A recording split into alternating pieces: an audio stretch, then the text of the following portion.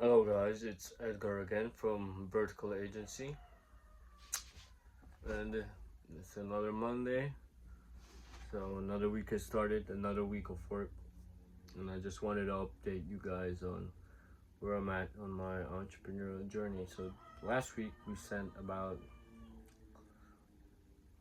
over 150 cold DMs, which is very low, and I'm in the process of figuring out how to increase that number. And because I cannot increase like my time. I only have 24 hours in a day. I'm not gonna sacrifice sleep. I'm not gonna sacrifice working out. So I need to figure out how to squeeze, how to get more out of the little amount of time that I have. And that's something that's been on my mind right now.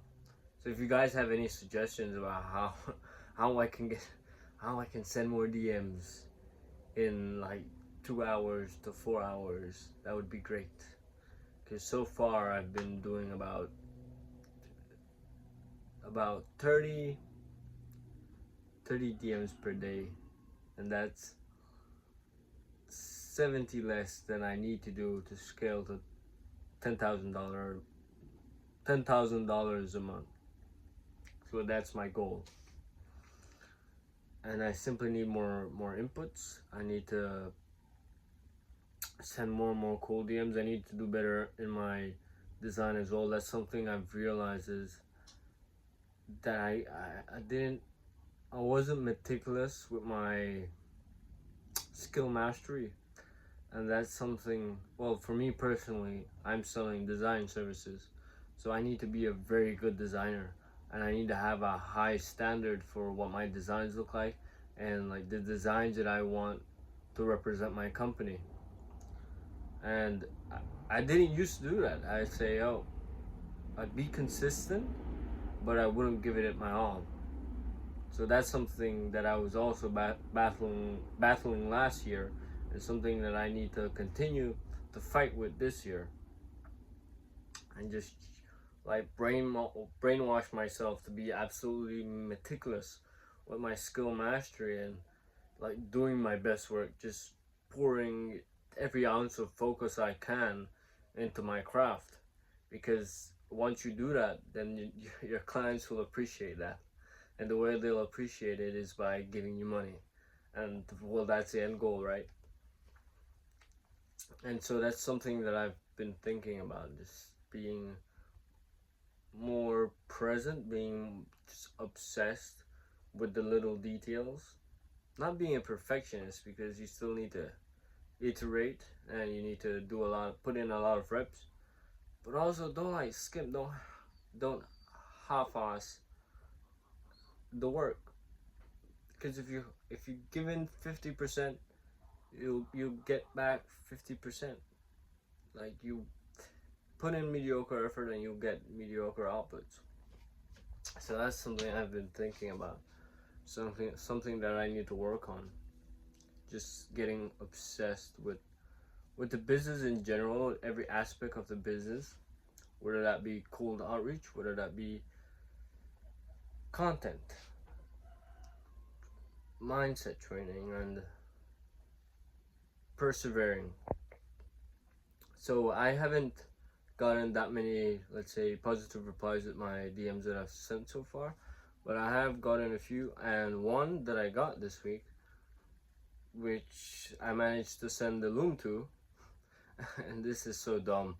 I hope you guys, like, if you're watching this, just avoid this, because I made a very dumb mistake, in which I waited until I got a positive reply to work on my loom. So first you have the initial reply, then you have a positive reply, and then you send them the loom, right? And the initial message that I send is, hey, name, quick question, are you still focused on scaling this year? and then they would leave a positive reply, yes or something like that, and then afterwards, you send another message that will ask for their permission to explain basically and share the details. And once they answer to that, then I will send them the loom. And so going back to the loom, I didn't have a script. And so I didn't want to just wing it either, because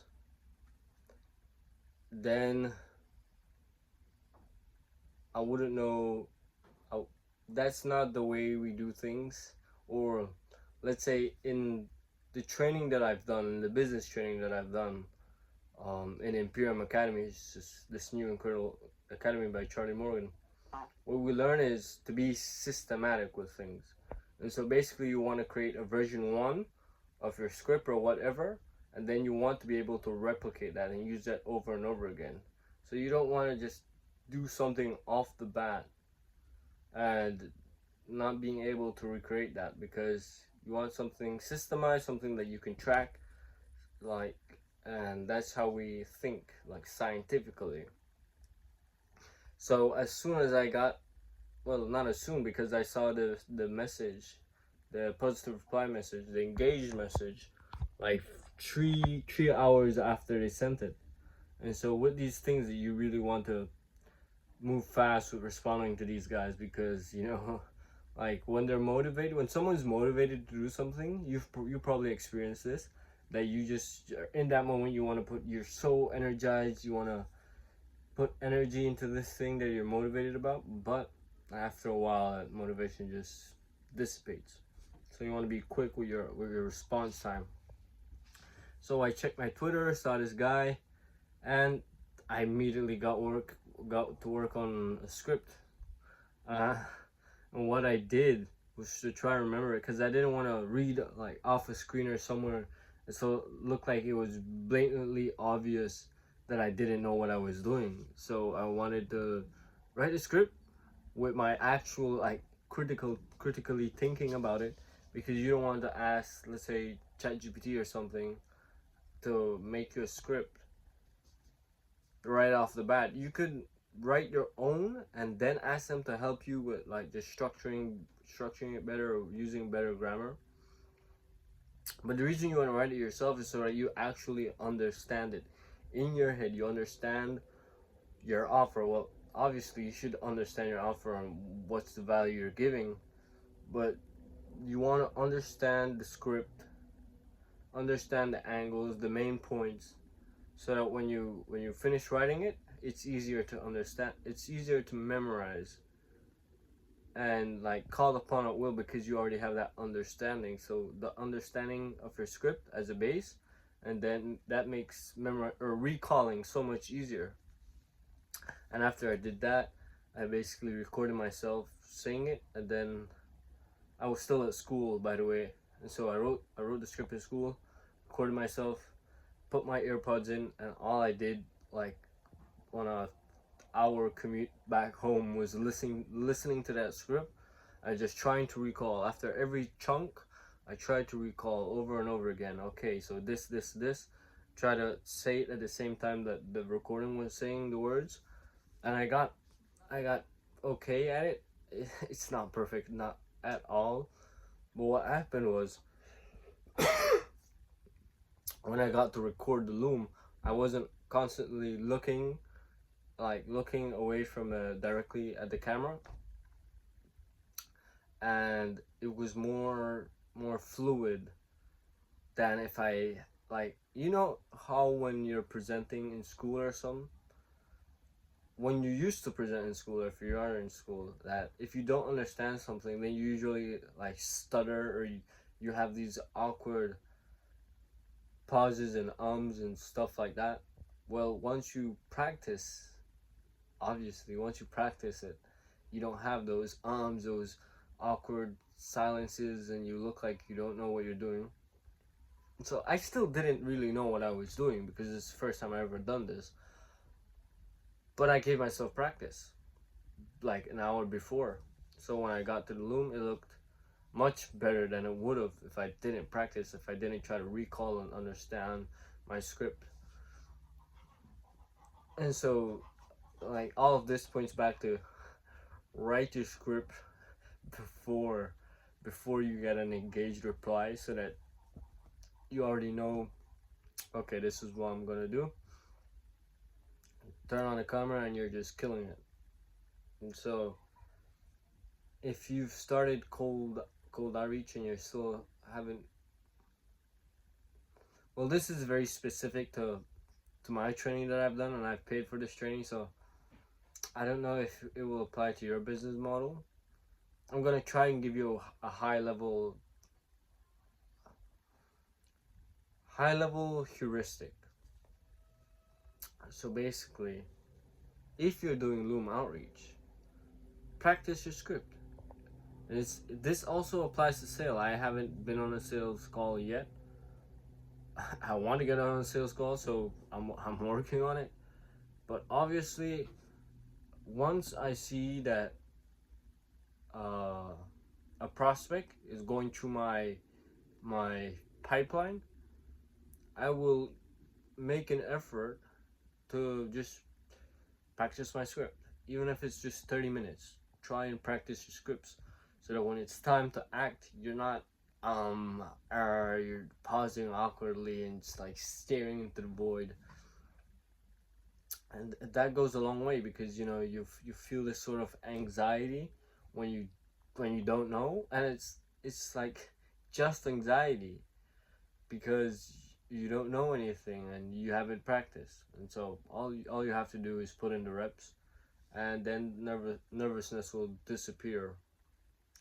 And I definitely felt less nervous about recording the Loom than I did when I just didn't have my script. So that's just one interesting thing that happened this week, and the rest of it is just cold outreach. That's what you gotta do. And that's that's pretty much a recap. However, on another note, I've noticed that for my recovery days, sometimes I let myself too loose.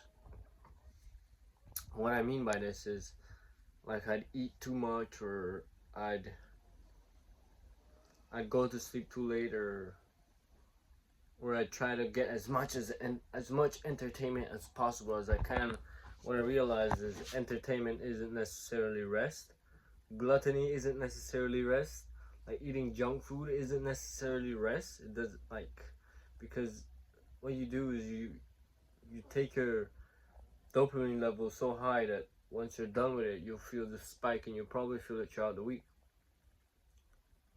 So what I'm doing now is just mindful recovery, where I'm saying, okay, I probably won't be able to watch all of these movies. Maybe I'll watch one, and I'll just really enjoy this movie, and not watch like two other more, because then that would spike my dopamine levels too high, and I would just feel like slop and guilty, and I don't want that. It's the same thing with food. Yeah, maybe you enjoy a cake or something, but you won't overdo it. Just get, like, moderate yourself, and use that mindful recovery to not absolutely mess it up for yourself in the future. And that's my thoughts on recovery. So that's pretty much it for this week. Next week I'll be doing another one of these videos, and we'll be recapping my progress.